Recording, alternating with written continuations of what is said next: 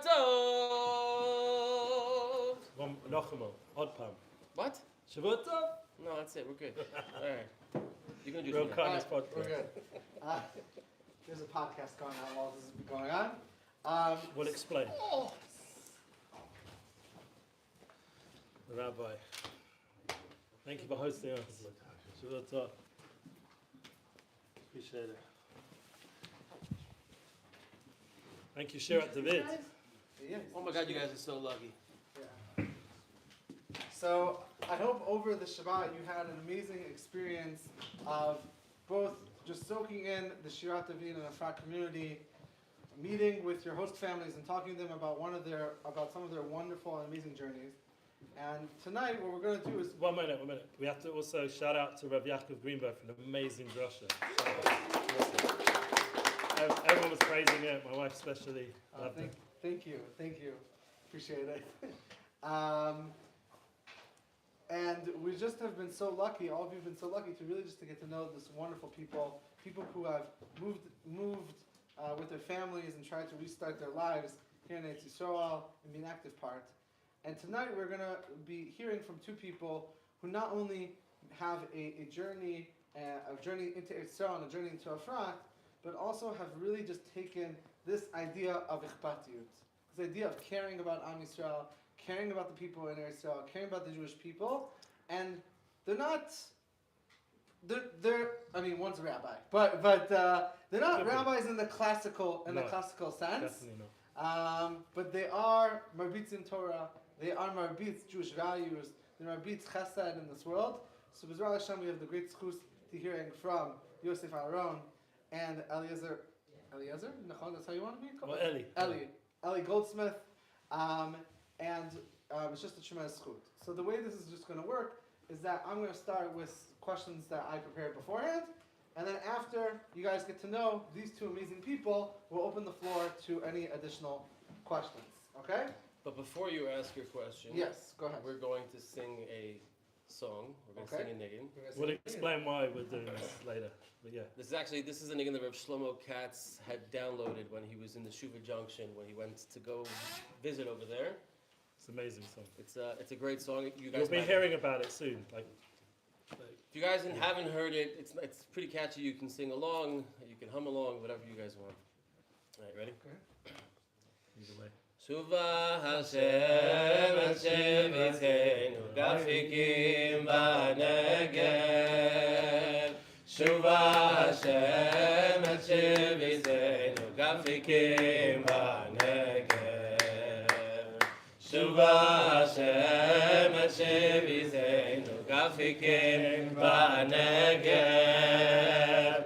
Shuva Hashem Hashem Yitzeinu Gafikim B'Negev. Hazorim Bedima Berina Yitzcharu.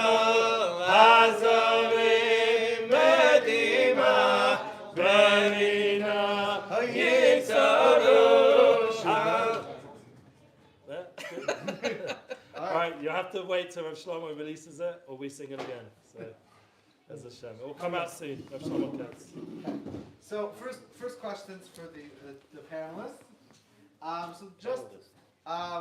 Just if you could both briefly explain your journey to making Aliyah, and then also how do you see living in Eretz Yisrael as part of your Avodat Hashem?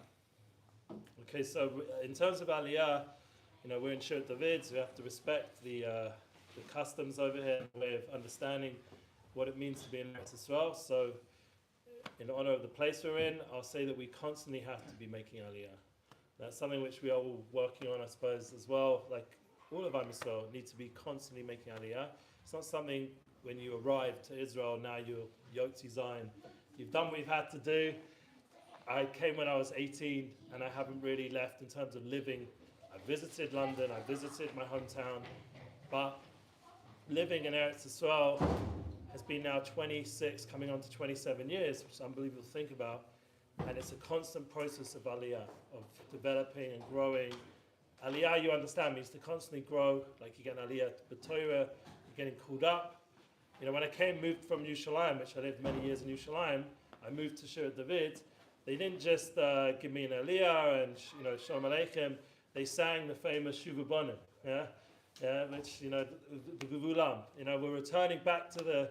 But I was like, but I'm making Aliyah from Yerushalayim, and people said yes. So from Yerushalayim to Efrat was an Aliyah. It's a continual process. Yeah, it's a constant hitchadshut. So like when you make Aliyah, when you get here, you can't be satisfied with the fact that you're here, because if you are, then you will get stuck. You constantly need to, like Eli was saying, and this is the message that Rav Shlomo Katz discusses all the time. Yes, we're here, but we need to constantly grow, and we need to constantly renew ourselves, especially what happened over the past 14 or 15 months. I made Aliyah a little over 3 years ago. It was during Corona. It was crazy, but it's the greatest decision that I ever made, and I'm, like Eli said, constantly making Aliyah.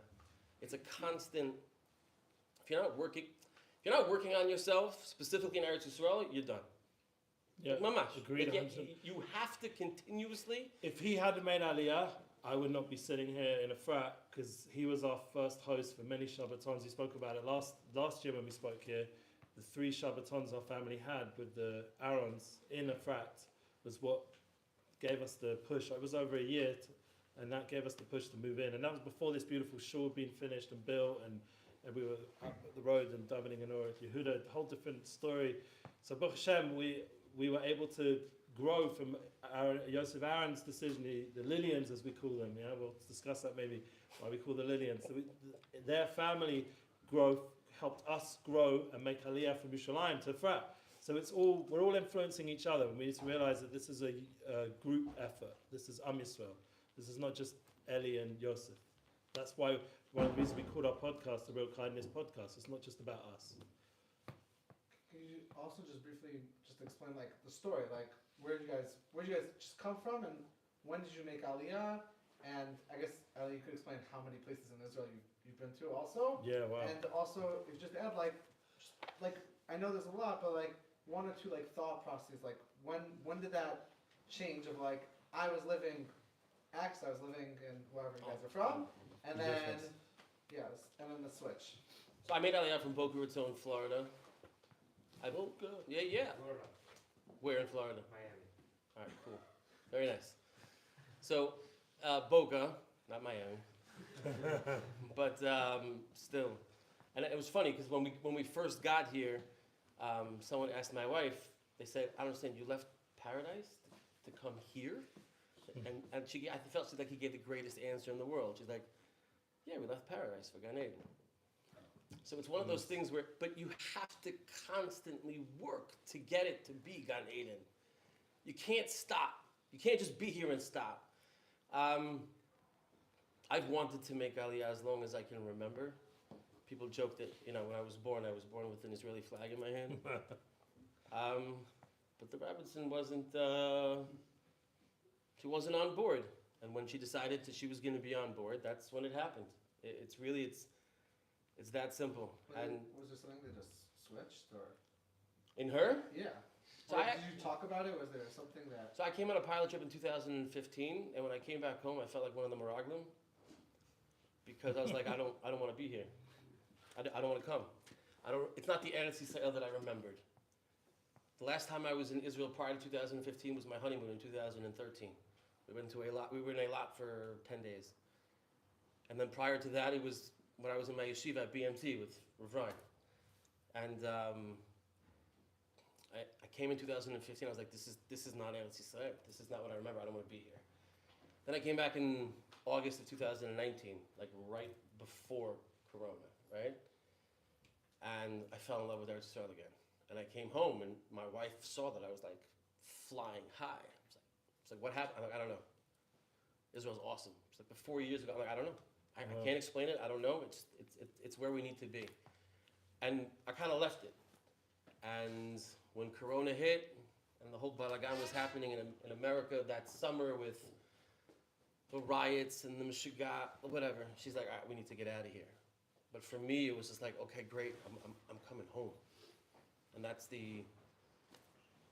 it's home. It's where we belong. It's where we need to be. It's where we should be. It's where we should be living. It's home. Yeah, and thank God he did, because we're here now. So, Baruch Hashem, so I came in the 90s, actually, that's how long ago, end of the 90s, 98. I was a secular London guy, like having a good lifestyle, grew up in the music business, entertainment world, so I had everything that I needed and used to run clubs. That's where I met my wife, but also the gym. So I was coming from a very secular world, very non-Zionistic background, very pro-British. And so how I got to Eretz Yisrael was a big miracle. The fact that I made it here was also to do with my wife's twin brother who came here, and also just the feeling I needed to explore my tradition. A big question that stood out in my mind as a teenager in secular London was, why am I Jewish? Why am I Jewish? What's this Holocaust? What's this these people that I'm connected with? I don't really know much about my Messiah or anything. I didn't even know that word Messiah. And I had to really explore and search, and the best place to do it would be in Eretz Yisrael. And once I came here at 18, I was in university.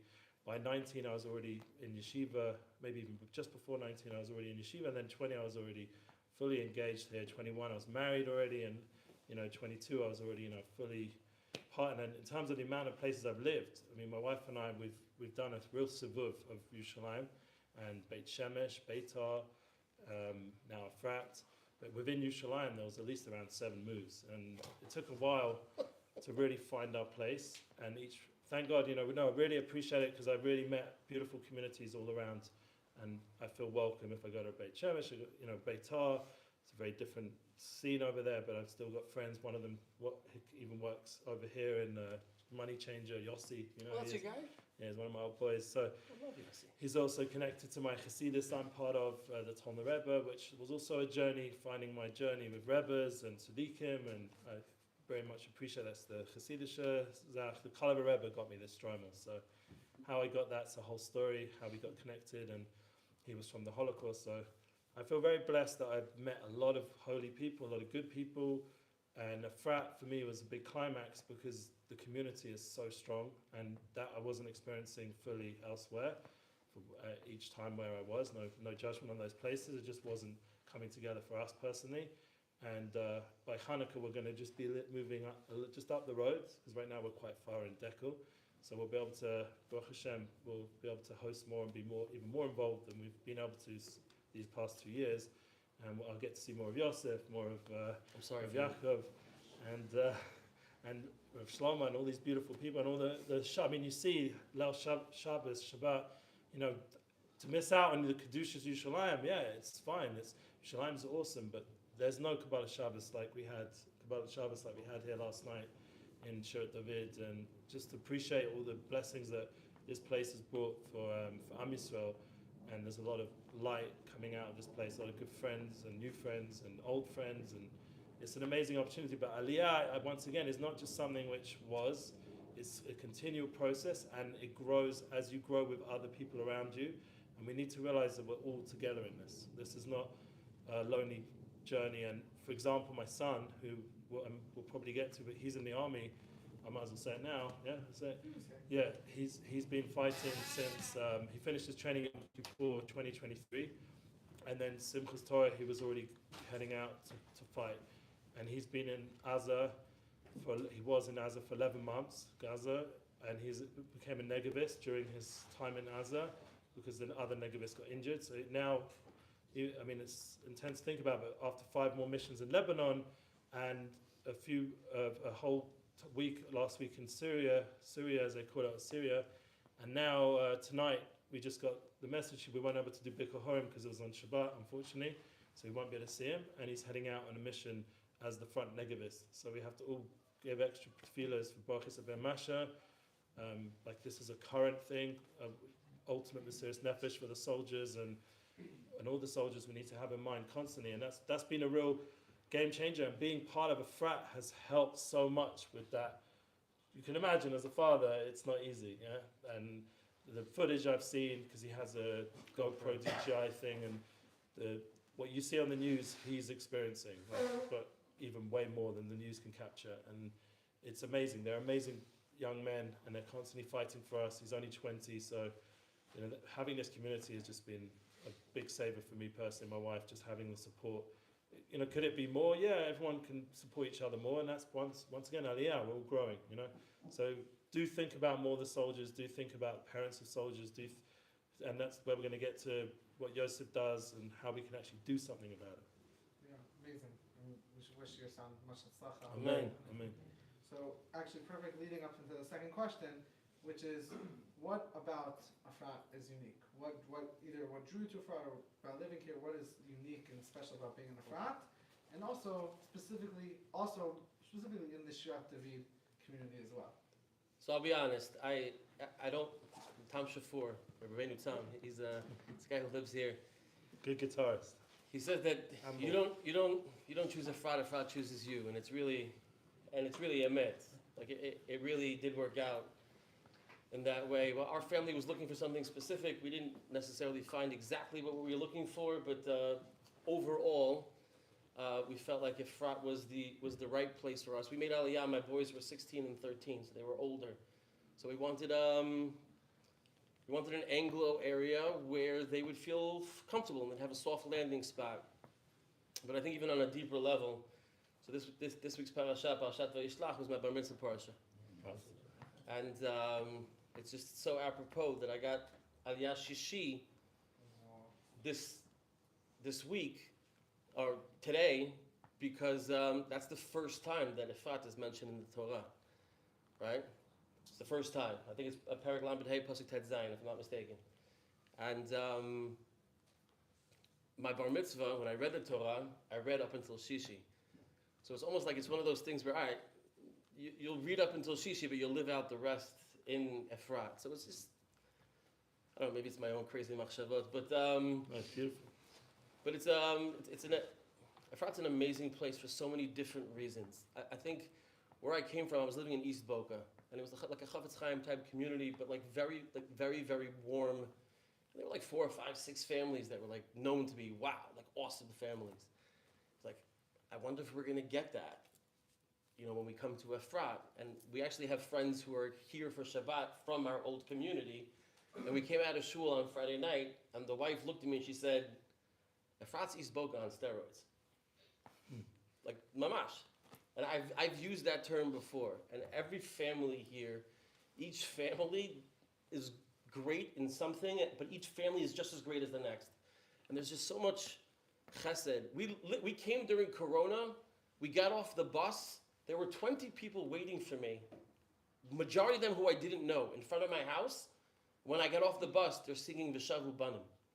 Like, that's it's a community, and it's a family, and it's amazing. What are some of the perks that living here? I think one of the greatest perks is, and it's so underrated, Rav Shlomo Katz is such a superstar and rock star in so many different ways. Forget about all the Torah that he knows. And he has like the ability. It's amazing. We were sitting there in the MASHA Shir this morning, saying, "Yeah, we learned this 3 years ago, but I wanted to do it dafka because of this specific." Like, his memory is unbelievable, and he has this gift where when he's talking to you, nobody else in the world matters. Like, there's no one else around. It's a gift that he has. Just like one small little thing. It's not small, it was huge, but about a month ago, 3 weeks ago, it was Rav Shlomo Carlebach's yahrzeit. And Rav Shlomo Katz is very close to Hanan Ben Ari. And Hanan Ben Ari showed up at Rav Shlomo's house for a little tish or whatever. And we all get just messages in our WhatsApp, come around. Yeah. It's like 8 o'clock at night. I'm like, I think I was in my upstairs pajamas. at 11 p.m. at night. Yeah. Literally, 10 p.m., it said come at 10, he showed up at 11, and we're just sitting there, we're just jamming with Hanan Ben Ari. He was there till 3 a.m. So, The concert went till 3 a.m. it's, And it was like the best of the concert. It was intimate. yeah, it was like these guys don't remember, you guys are too young, but like MTV Live. Yeah, unplugged. But I think MTV unplugged, Yeah. right? It was one of those things. But also, Do Efrat, you guys know who Hanan Ben Ari is? Yeah. Okay, sure. yeah, You must. if you don't, you must leave now. No. That time he's I'm just- joking. Not really. But, no, No, it's just, but Efrat in general, you have this kollel, you have this shul, you have whatever you need here. You have ruchniut, you have gashmiut, you have chesed, you have just community, you have love, you have growth, and I think that's the biggest thing. And it's a community that's tight knit, and it's a community that is constantly looking to grow, and that's something that I don't think you can. Avodat Hashem is like that in many places in Eretz Yisrael and throughout the world, but here specifically, I feel like it's a special place for those reasons. Yeah, I agree with everything Yosef Aaron just said, so I'm not going to repeat it. Me personally, as I said, I grew up in the entertainment world, music world, so to channel that sort of VIP, stardom, music experience that I with and got to meet all the greats and be at the greatest events in history, and to have that background and then come to Israel and then you listen to, I don't know if you realize how, like, I'm not going to say something not good, but it wasn't great Jewish music back then in the 90s. Like, it was okay, but if you're coming from a secular music world into the Jewish world and the guys on the keyboards, and you're like, oh my gosh, this is, how am I going to survive musically over here?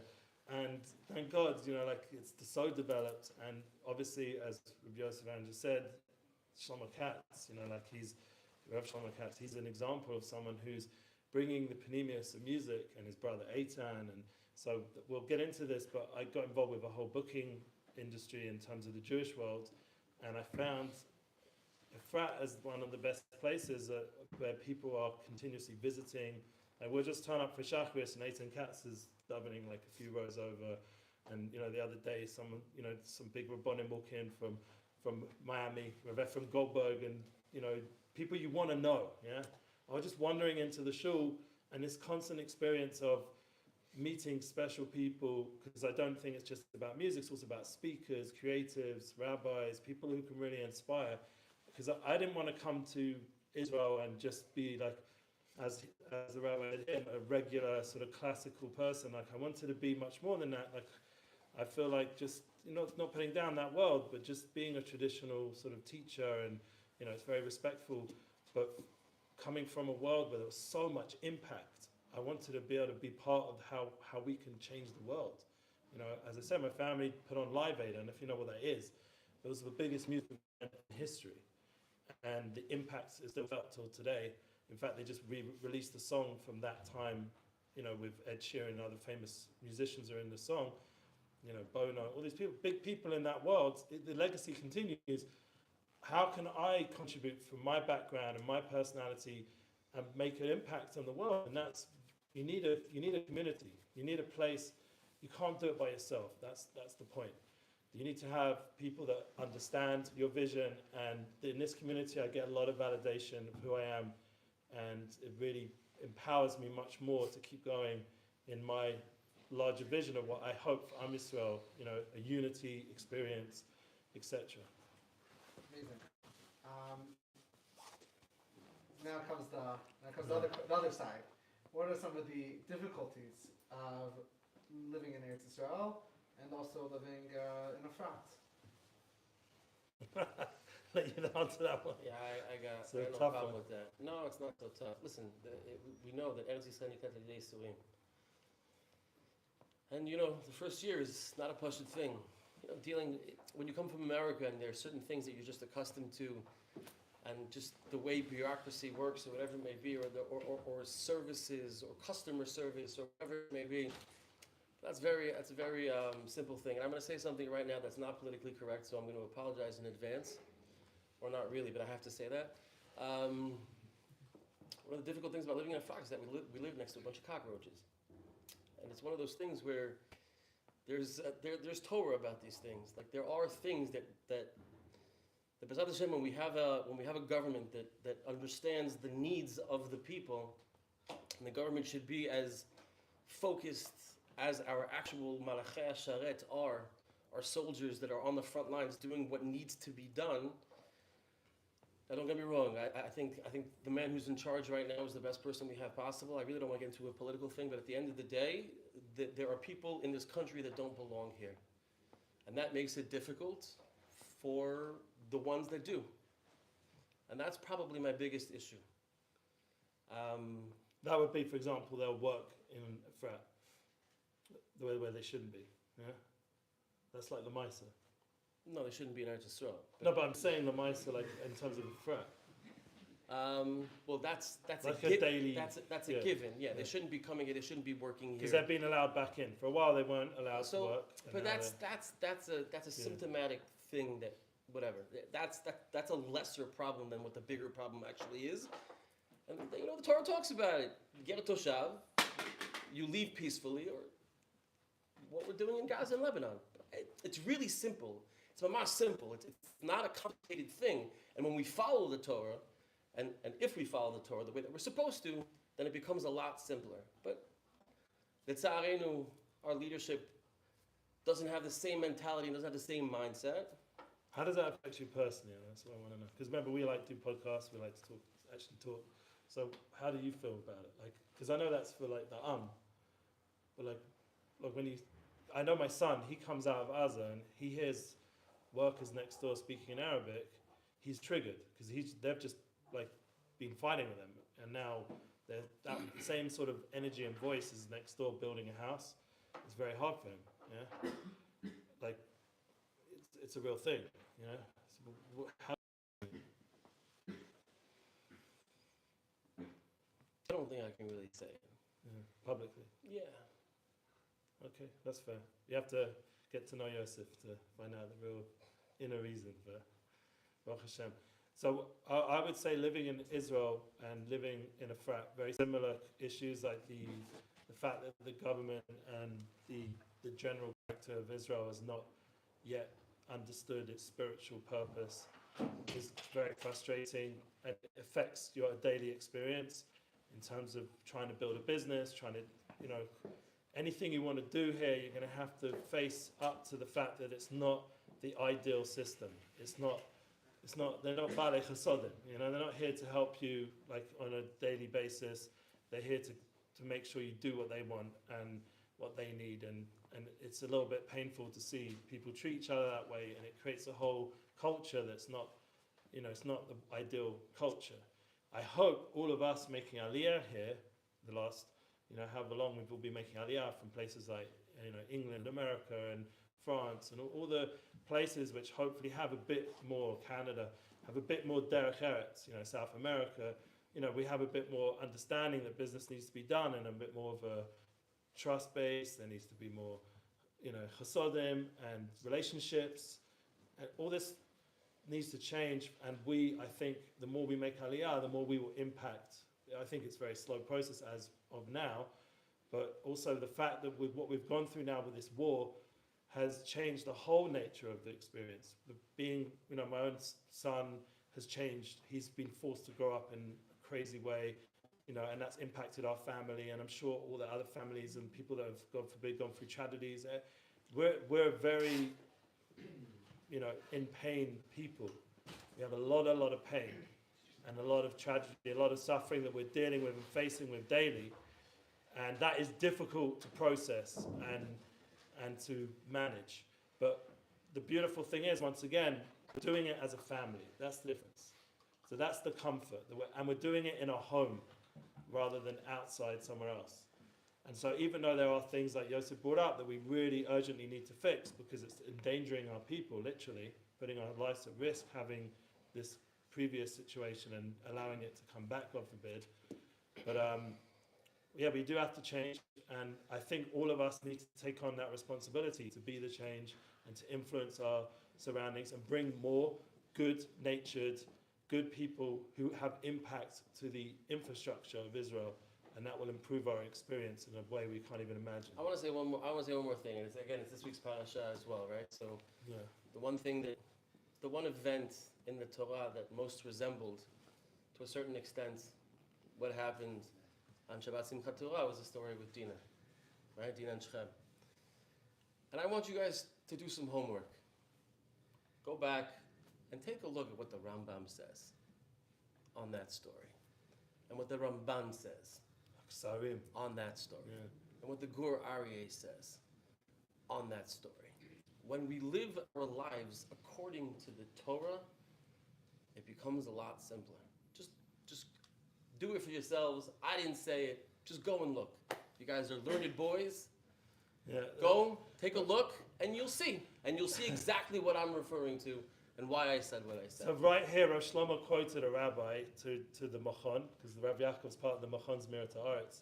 And he gives a private share. I don't know if this is public, but I'm going to throw in something. He mentioned the name of a Rav who does exactly what you said, but takes it even further. His name's Rav Yosef Mizrahi.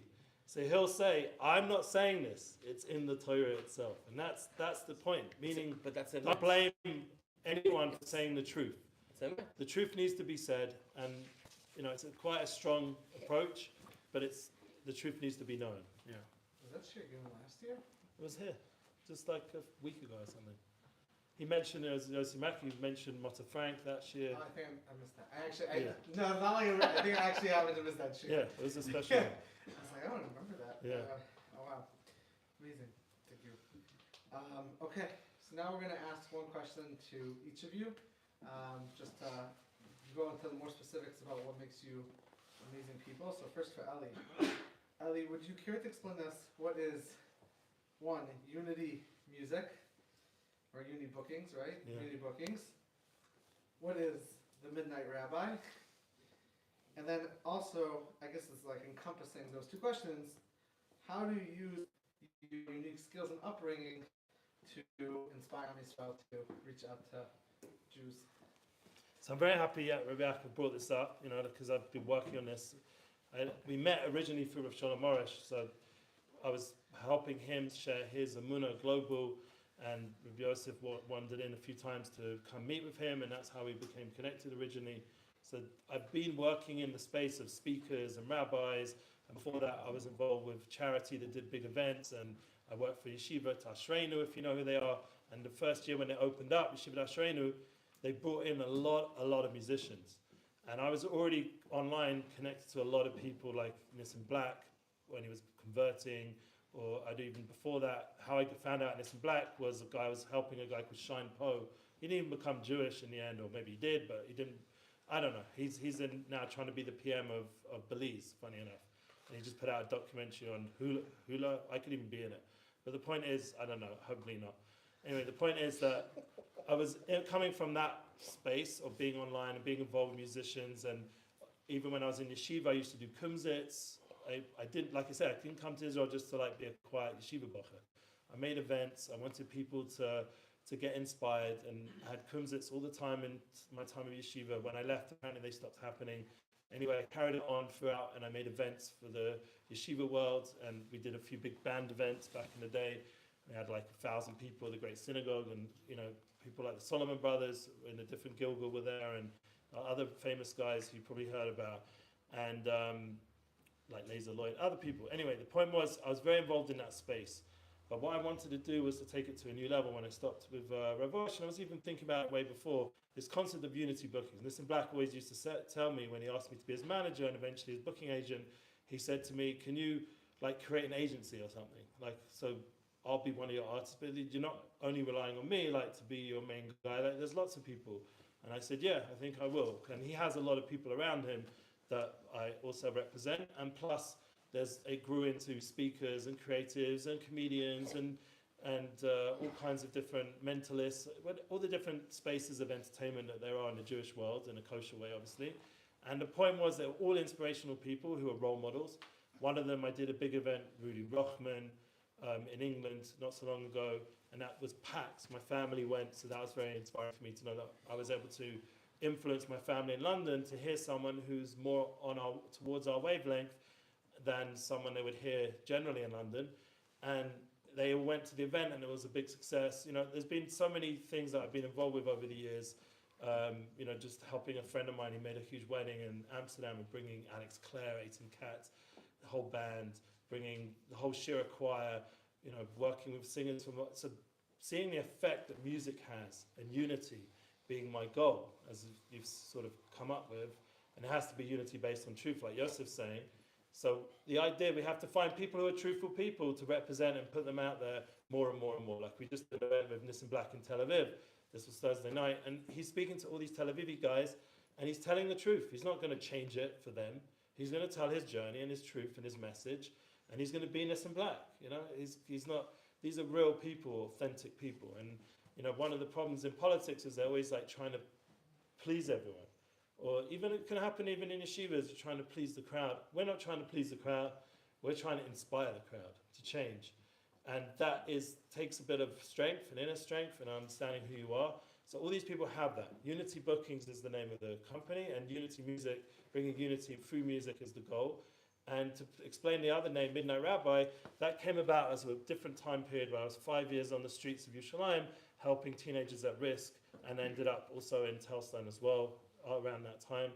And it was an amazing experience being up all night with kids and helping them and learning with them and keeping in touch with them. I'm still connected to many of them. And when I've traveled to America, they've taken me out for lunch because we're still in contact, and seen a lot of payers come out for it, and from them, from myself. And it's the idea is being Moshe Nefesh Am Yisrael, which is what we're going to hear a bit about from Yosef in a minute. Really going out there and giving time, going out, not sleeping at night, not being fully available for the family, which was my wife's Mesiras Nefesh, so she gets the most credit for all that. Imagine we had little kids. We're talking about a family of 6 kids, and I was up all night, every night, for about 5 years. Yeah? And then not only that, I'd bring them all back for Shabbos, a whole crew of them. So my wife now has to cook for them all, and it was just endless, just giving and caring and connecting. And Baruch Hashem, I feel that was one of the best times of my life, and I feel very grateful that I was able to do that in Yerushalayim and touch on many souls. Before we move on, could you just share us one or two stories that from either side, from either Midnight Rabbi or Unity Bookings, that just encapsulate? Okay, so one, I want to say that the story that really changed my life, I would say, was seeing the impact. So I'm trying to think of a story that really there's so many stories, so many things I've done, and I didn't really think of one specific. I would say that just sometimes the Mesiras Nefesh that you have to have, for example, traveling with Nissim Black when I was on tour with him, was very, very powerful. Going from city to city, we traveled 1 week, 3 times over the Atlantic. And in order to do Kiddush Levana, we landed in Eretz Yisrael, we did Kiddush Levana. We then went to perform in Ramat Gan, and literally after that event, we went back to the airport and got on the plane. And his wife had just had a baby that week. And we didn't even, after getting off the plane and getting back on the plane, we didn't even go see her. We didn't get out of Ramat Gan other than the airport. And we went straight back. We ended up in Miami for Purim. And then the rabbi I'm still connected with. And, he has a big shul there in Miami. And he still talks to me about his kids and stuff. And just the impacts. I meet people still that remember that Purim. And the event that Nissim performed, and me personally being the manager, schlepping him out of bed, making sure we make these flights and making it back in time for a bris, which he had Erev Shabbos that same week. And the weekend before, we just performed Times Square for C-Teen, and we were still recovering from that whole Chabad experience, and we'd already done an event in Israel, and then we're back in Miami, and then we're back in Israel, and just that constant Mesiras Nefesh on the planes, and just reminding yourself that you're not about you. It's not just about what's comfortable for you. You're thinking about these communities, and they're wanting inspiration. They're wanting encouragement. And right now, so I don't have to travel as much. Like me going to Tel Aviv is an unusual thing. Usually I don't go out so much anymore to the events unless they need me or some reason, or it's more local. But because I can coordinate a lot of things just by being here. And what does that enable me now? Enables me, Baruch Hashem, to be more available for my family, which has become more of a priority. Because I really do believe that the key to success and really impacting Am Yisrael is to make sure you have good shalom bayis and good hinuch. That's where you got to find your soulmate. You got to build a home, and remember that's really the priority at the end of it all. And that will give you the biggest strength to really impact.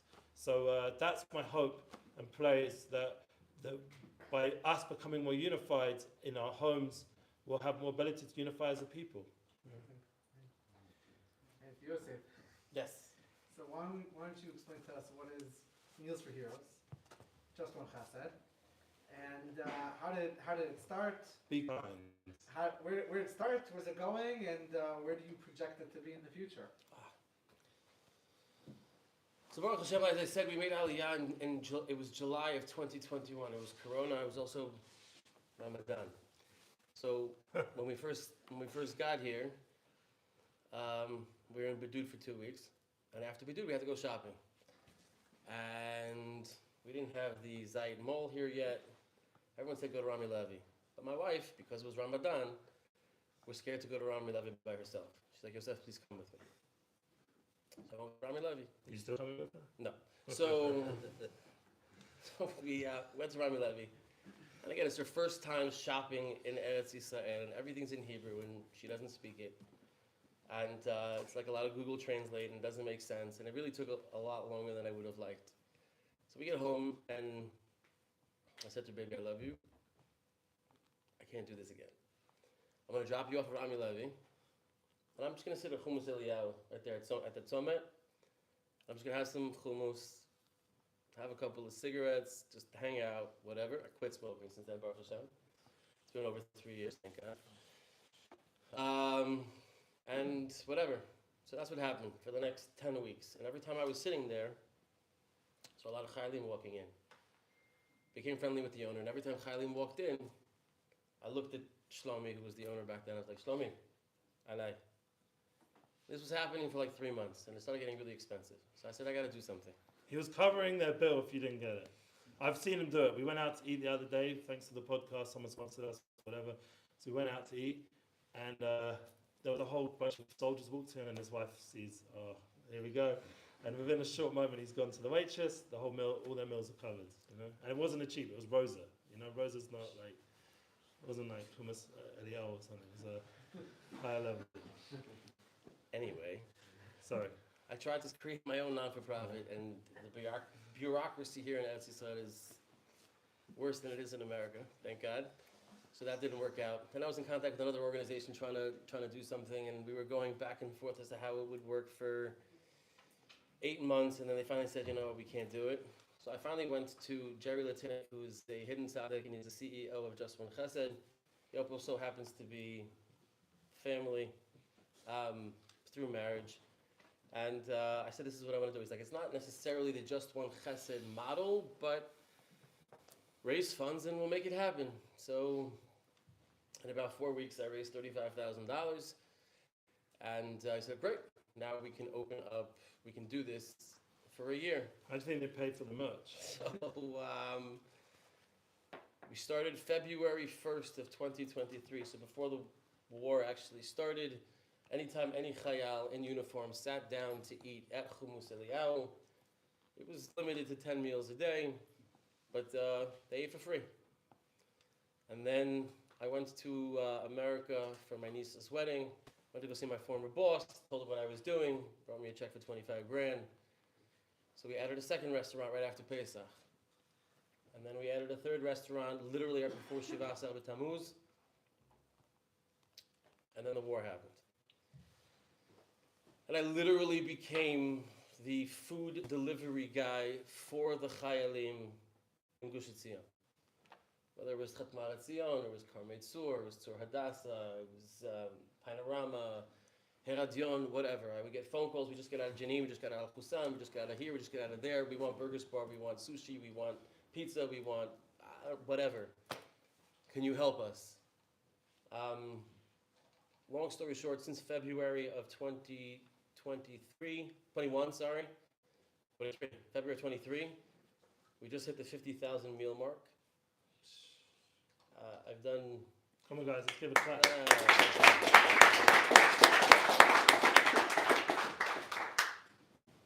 I've done over 40 barbecues.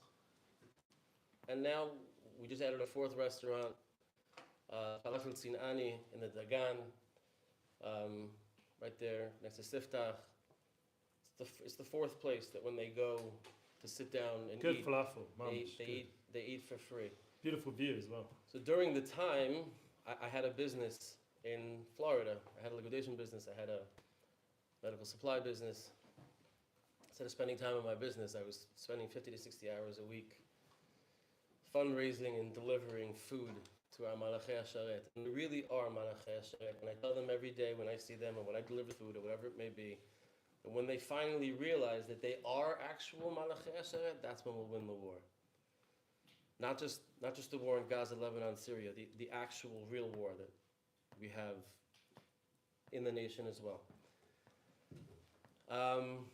Just one chesed since the beginning of the war has given out over $7 million worth of aid, over 4,500 bulletproof vests, over 1,000 helmets, 30 drones. We're an organization that really just tries to create a movement of chesed.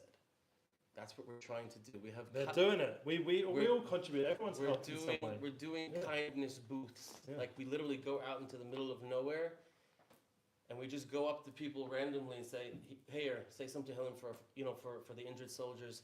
Here's 2 candy, one for you. Give one to somebody else. Make a bracha. Call somebody you haven't spoken to in a long time and tell them you love them." Just that's what chesed is. It doesn't have to be a big grandiose thing. Literally smiling to somebody down the street and saying Boker Tov is a chesed, because we don't know what's going on in their mind during that day. Mamash, the littlest thing. Just when chesed is now thinking post-war, whatever that means. Avodat Hashem, we're looking to build a Chayal center and have a retreat area for They need it so much. for them to go and unwind, and mental health, which is something that the entire nation is going to need, but we're going to start with the Chayalim at first. And I no longer have my businesses, and I work for Just One Chesed full time. Congrats. It was one of those things where Makom she'en ish, tiye ish. Yeah, have to be the man. Right? There was a need, and it spoke to me. I felt like I needed to do it. And it's not necessarily the food itself that gives them the koach. It's the thought that there are people throughout the entire world that are literally sponsoring these meals for them, just to give them a little bit more koach, just to give them just to let them know that we support them and we love them, and we got their backs. They got our backs. We got their backs. As a parent, I know in the deepest place they need this. They need this. It's like survival. It's not. It's literally koach nefesh. It's even more crucial than the training and the general morale that the army can generate is the impact that when they come back, how they are received and treated by us. But even beyond that, Just One Chesed started in 2014, and it started as a technology company, an app company. Like it's an app where we are in 30 different schools, and we've made it interactive, and there are ambassadors to do chesed, and the schools that have chesed hours, requirements, whatever, it gets tracked. The one who does the most chesed for the week or the month or whatever it is, they get coins, they can redeem it for swag or gifts or whatever. So like we're really creating a movement of doing the right thing, because at the end of the day, Olam Chesed Yivaneh. Yep. That's what's going to help us bring the ultimate and final redemption, B'ezrat Hashem, and that stems from Chesed, which stems from Achdut, and it stems from doing what's right, according to the Torah, not according to what society tells you is right. And that's how we called our podcast the Real Kindness Podcast, because we've been living it. Oh, we're about to get to that question. Oh, yeah. No, but also like the first podcast that we spoke about, Yeah. right? The real kindness. What's the ultimate kindness? Yeah. The ultimate kindness is what our Chayalim were doing at that time in Gaza. Yeah. They're eradicating Amalek. But what was the first verse? So I'll ask the question first. Yeah. First of all, I just want to say, after just rehearing and hearing more details, you two are the coolest people ever. Thank I you. just want to say that. Australia. Really, everyone should just give them another round of applause. So really, All credits to our Asia Smiles. but the last question, then we'll have time for probably a question or two, is to tell us about your podcast. How did it start? And what's the goal of the podcast? Started here last year. With your boys, your students. Mamash, we Your sat here. wonderful Bachram of We sat here and we did this last Shiva. year, and I went over to Eli afterwards, Yeah. like, Har Etzion. we make a pretty good team. Yeah. We should do something. What are we Yeah. doing? So we started the podcast. That's Yeah. really what it came to. And again, it's really it's about chesed. It's about Yeah, kindness. because you it's guys how- took out time to listen to our story that made us feel like we've got something to offer beyond than just what we do. So that gave us that extra boost of confidence to say maybe we could do this like on a weekly level. So right now we haven't been so weekly because we've got a lot going. Actually, we're doing. It's always because it's not always so easy to actually sit down and talk about it in a podcast format. But the most important thing is that we're actually living it and doing it, which is part of the real kindness flow. But at the same time, we need to, every so on, it's so powerful for me and for the people who listen to just realize that this is real, this is happening. Like we really are helping Am Yisrael as much as we can. Me through the event world and booking world and through connecting speakers to communities and etc. etc. etc. And Yosef Haron is doing it like in a, you just heard. I mean, it's like changing the whole situation for the soldiers, for Am Yisrael, becoming more focused on kindness, and that is what is going to bring the Gula. So we should ask them now for questions, yeah, before we finish. Yeah, we're gonna open it up for questions. So whoever has a question, yeah. Clothing is a very important mark of identity. How do you think clothing has shaped your independent Jewish journeys? Wow. Whoa. By the way, you should just as That was a good question. I don't know if it's because of what they're wearing, if that's why you're asking the question. But you should know, and I feel ashamed to say this now, but when it was sprung upon me, you guys don't understand. It was supposed to be the Old City Shabbaton last year. That's when this first thing happened, and it got canceled because of the war. And I think Bernstein literally texted me, says, "What do you think about just switching the Shabbaton to Efrat?" And I was like this next week in 3 weeks? He goes, "No, that week." And I was like, "Where we're going?" He's like, "All right, what do you think from Moshe Shabbos? Like, what can we do in Efrat in the beginning of the war?" And I was like, "Nothing. There's nothing to do." It's like, "Well, get some speakers or do something." So I was like, "Who would be the two most interesting people?" I saw you, saw Ali, or maybe probably Michael Marv, and you guys sitting in the back together, and I was like, "Bernstein, I got two people. Perfect. I don't think you ever spoke together you never did a public. No. So it's clearly Siyata Dishmaya. Yeah.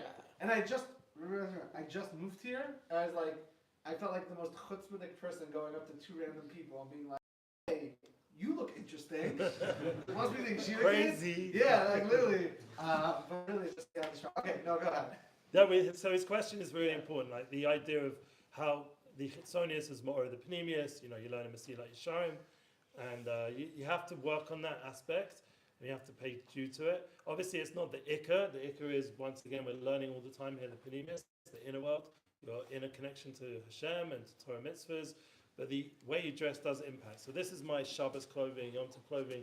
During the week, I'm more like, with the swag and the baseball caps and stuff personally, and Yosef is more in his sort of jacket, army style, getting out, doing stuff. Tachlis. This is my bag at Shabbat. Yeah, I'll tell you the story. We were living in Boca. My parents were coming to us for Sukkot, and friends of theirs got stuck in Boca. They were supposed to go back to New York. They couldn't go back. My dad's like, "Can they come for Sukkot too?" I'm like, "Sure." So they came. They stayed by us for Sukkot. They couldn't get flights back for whatever reason. I don't know exactly. I don't remember the whole story. They stayed throughout Chol Hamoed. They stayed Shenzhen and Simchat Torah and whatever. And they left. And then they came back the following year, and they came back with two of these. One, this one, the green one, and I have a gold one as well. For Yom Tov, yeah? Right. So at that moment, I happened to have been going over Hilchot Shabbat, and I was learning about having a Beged Shabbat. So I was like, you know what? I'm going to make this my Beged Shabbat. Yeah. So this is my Beged Shabbat. I wear it in the States. You wouldn't get past the border guys if he was wearing this in the week. No, the crazy thing is that I started growing out. I decided to grow out my beard. I haven't shaved Baruch Hashem since Pesach, and I used to never get stopped at the Machon going to Yerushalayim. And now, literally every time, they're like, "What's up, guy?" And when I first started wearing this in Efrat, literally people came up to me like, "It's not Purim." I'm like, that's what they saw when they saw me. Do you wear a Beged Shabbat? So, yeah, that's my... Maybe just describe, where does it traditionally come from as well? Traditionally, this is Moroccan. It's called a jalabia or a kaftan. I am not Moroccan, but I am Sephardi. You're married to Morocco? My wife is half Moroccan, yes. At least. Her mother is Moroccan. Her father is fifth generation American from Brookline, Massachusetts. But yes, this is a Moroccan garb, jalabia, kaftan. Just call it whatever you want, just don't call it a dress, okay? And this is a Bakshana Stromal, just in case. Any other questions? Yes. Anyone else? No? That's it. Wow. That's all, folks. No more questions? Don't Yeah, go ahead. There you go. In terms of, at least you told us how you had former jobs. Well, how was it making that decision to completely devote all your work towards chesed? It's a very impressive decision. I can't imagine how it must have felt to. It was Can you elaborate on it? it was simple. It was a simple like it. We did No- struggle nothing- with it a little bit. No, I struggled with the fact that I wasn't making money, but I did struggle with the fact that I needed to make that decision. It needed to happen. It just is one of those things. When I went to Yeshiva, I went to BMT, which is now Shraga in Beit Vegan. And after Shraga, I wanted to join the army. And my father, being the wise man that he is, said, yeah, no problem. Just come to America, do college, go to YU, and then after YU, go to the army, knowing full well that wasn't going to happen. So to me, it's I don't know, maybe it's a little bit of guilt that I didn't do what I thought I should have done, or whatever it may be. But to me, I mamash look at it as a zchut that I get to work with and serve and lefanek malachei hasharet, because they really are. They really, really are. And we learned something last week, I think when Shlomo said it. If you take the word malach and you mix the letters, Yeah. ki mechakim anachnu lach, right? Take the letters. Malachim are waiting for their pekudah, and our malachei hasharet are waiting for their pekudah to do what they need to do. Hey. What's up? So, that's my son, Mikey. Pleasure. So, We're going to ask him to perform a song in a minute. Oh, we are? no, we're not. We're not. What's going on? He's not here. Okay. Nice So, chat. so yeah, it was a simple decision in the sense that it needed to be done, and like I said before, and that's. Amazing. Any more questions, guys? Yes. What schools did you go to in London? Londoner. Love it. I went, it's crazy, because if you go back to my history, it's pretty beyond words that I made it out of there. Because I went to Edgware School, which is a real state school, like, council estate. I met all kinds of refugees, all kinds of kids from the lowest backgrounds. I was one of the only Jews there. And then I went to a private school because, that's like the next stage. My parents wanted me to actually get educated. So other than the And not tutors I beaten had- up every day? No, there was being beaten. It was a combination back and forth. But now I was starting, and that was the question that kept coming up. How is it? Because I ended up in John Lyons, which is on Haeretz Hill. Yeah. So how in these kind of schools, and yet constantly drawn towards Jewish kids, finding them through youth movement or the street culture, or always found my way towards Jewish people. So that was my burning question. Why do I keep drawing myself and being pushed away, literally, because I did get beaten up by non-Jewish guys, like really badly at some point, and I kept thinking, like, it's almost like they knew I was there, because I had a bunch of other friends with me, and they didn't touch them. They just beat up the Jew boy. So that was a big push inside of me, like, I have to question. So John Lyons, and then I ended up in a place called Woodhouse. It's funny, because my niece has just gone there, Woodhouse College. And then I ended up in University of Sussex, Brighton. And I just became very spiritual by that point, by university. But before that, I was still finding myself. Yeah. Wow. Yeah. When we have time for, I think, one more last question. One more? Ask whatever you want. So anyone have a question? Okay, so just, Yosef, if you could actually just, I know you've said the story on the podcast, I think already twice, but can you give us the story about the ani from the YITZCHAK? I think that'd be a great way to end. The hotel is my happy place. I try to go to the hotel at least once a week. I've gotten mechubar to two, we'll call them aniyim, two people who ask for tzedakah. Those are the only two people I get stuck to. Now, I'm not saying that the others aren't legit, but whatever, those are the two that whenever I go, I have money on me, I give them. When I don't have money, they're like, can you give me something to eat? And I'll go to the shawarma place and, with the yellow awning over there. His name is Shmuel. He's awesome. I'll go get something from there. It was probably, I want to say the end of October, beginning of November. Beginning of November last year. Just did my first barbecue. We did it at Shirat David for like 500 soldiers. It was out of control. And I'm walking in the old city and I'm about to see one of them, but I bump into a friend of mine that I haven't seen in decades. Hey, what's going on? How you doing? Whatever. What are you up to? I told him, yeah, organization, just went chesed, I'm fundraising for them. I just did a barbecue. Oh my God, that's crazy. How much does it cost per person? I told him it's about 100 shekel a head, whatever.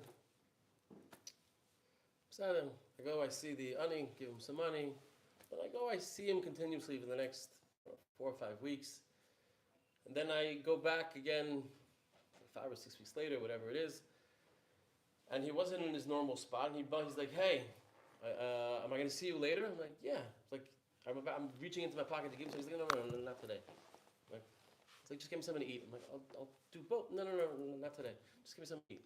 All right, no problem. And I was there with my wife's cousin. We're very close. They made Aliyah last summer. They live in Netanya. So we tried to meet up like once a week. When I go to the Kotel, he tried to meet me. So he was there as well with his younger son, now he's 12.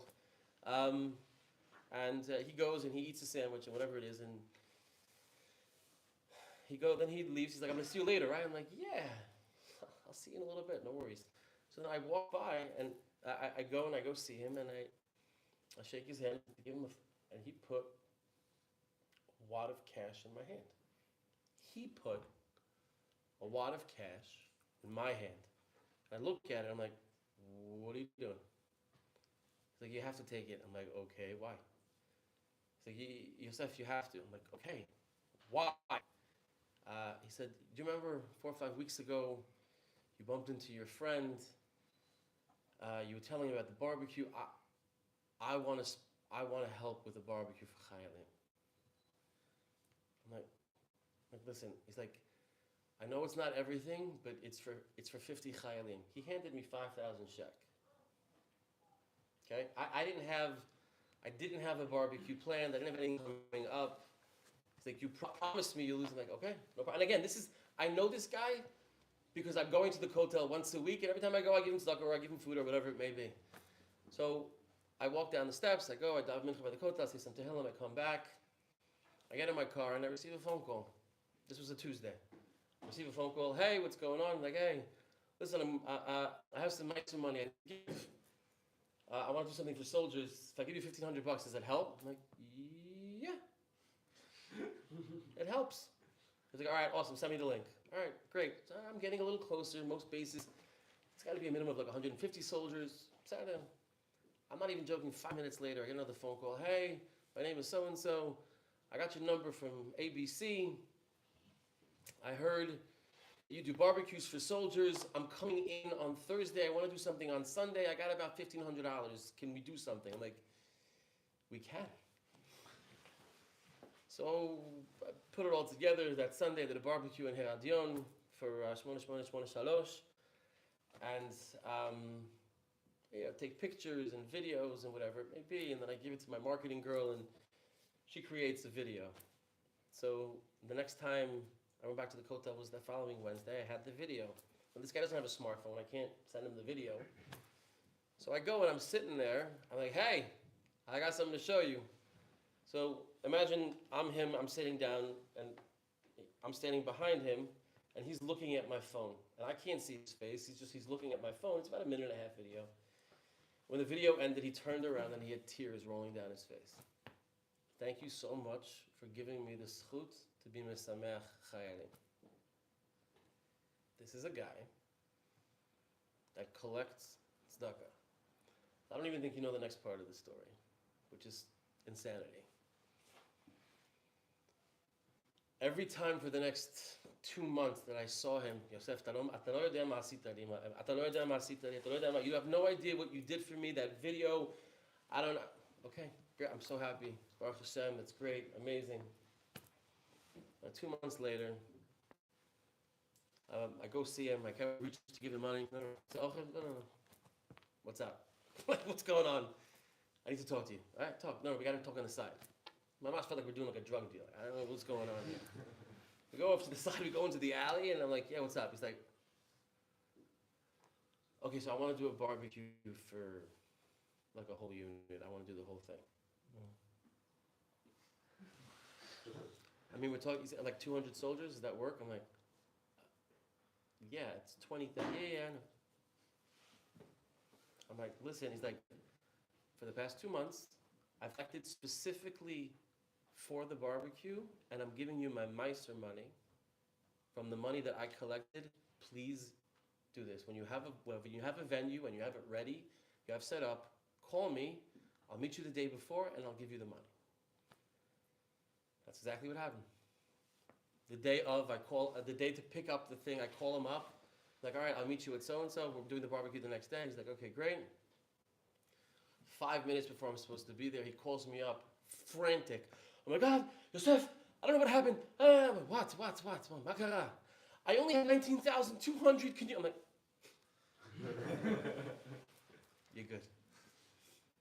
Mamish handed me 20,000 shekel in cash to do a barbecue for the Chaylim. This is Am Yisrael. Now that's these types of things or were giving me koach to keep going and keep doing, because it's not simple. You know, going from having your own business and doing what you were doing and you know. Let's give a bracha to everyone because I've got to bounce. So, okay. So I want to give you all a bracha. I'm a Kohen and I'm in the merit of Yosef and all the amazing chasodim.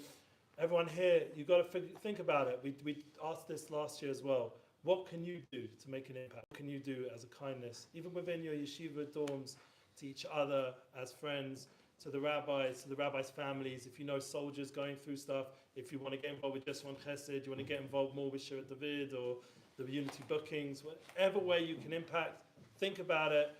Actually make a haklata, make a decision and do something about it, because it's not just about thinking, it's about doing. And with that, you will be blessed with everything you need to be able to make Aliyah in a good time. Amen. And with your family and with your friends. And we should be zocher, all of us, to the Gula Shlema and the merit of all these kind of diburim and chasodim, zok Mashiach to Kain behavior menu. Amen. Amen. Thank you again for Ali and Yosef.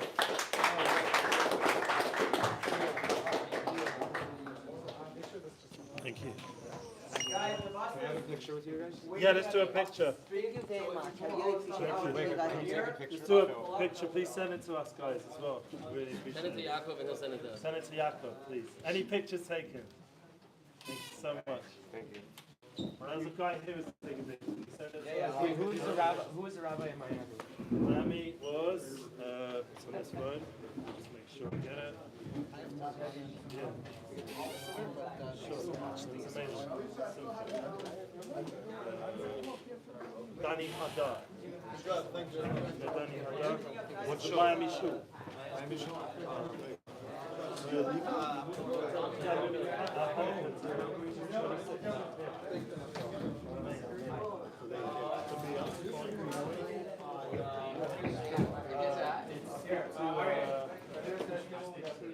No, I'm not looking for it. If you know anyone, I'll give you the number. I'm a big fan of this They own the Aliyah. We're neighbors. We've got to see each other. I don't want to leave and just like leave. It's a barbecue. Actually in Edgeworth, Oakley Garden. Now there's annoying barriers. Smashes the car trying to get through. Green Lane, Pastels Avenue. Right. Yeah. So Baruch Hashem, I lived there 20 years almost, because I moved to Israel like within that time. And then I'm also great work. Thank you so much. I go back and I have such a good experience. It's become so much more Jewish. I was by Sepski, which is by Focus Shul, Yeshivat Har Etzion. We're just going around Edgeworth, so much Judaism going on. Thank you. I got Ellie's pizza, I like the name. Good pizza. And the garlic wrap's amazing. I'm happy that it's growing. I just, once again, I hope that it eventually leads to people He coming played, here, like yourself. I don't know, his daughter, I don't know, whatever. You thinking about it, like Aliyah one day? Yeah, definitely. NCAA back in the day. Good. All right. Yeah, what's your name? Simple. Any goals? Good. ACH? Have a good summer. What's your dad's name? Stephen Wells. How old is he? He's older than me. Yeah, he's older. They didn't try. I lived near the Saddle Ridge on, thank you. Pleasure. So much for that time. Wow. Pleasure. Very, very interesting. Where you guys? London? I'm not from London, but I'm from New Jersey, but. Oh, New Jersey. Yeah. Almost sort of had an accent there. Oh no, I wish. It'd be cool to have a British accent, but no. Yeah, it is pretty cool. No. People call me James Bond sometimes. Oh, yeah. Wait. It's helped with the jobs and stuff. No, 2 months in the Customer service kind of stuff. I can imagine, I can imagine. Yeah, no, it's been a cool journey. Thank you, Hashem. Yeah, it was a pleasure.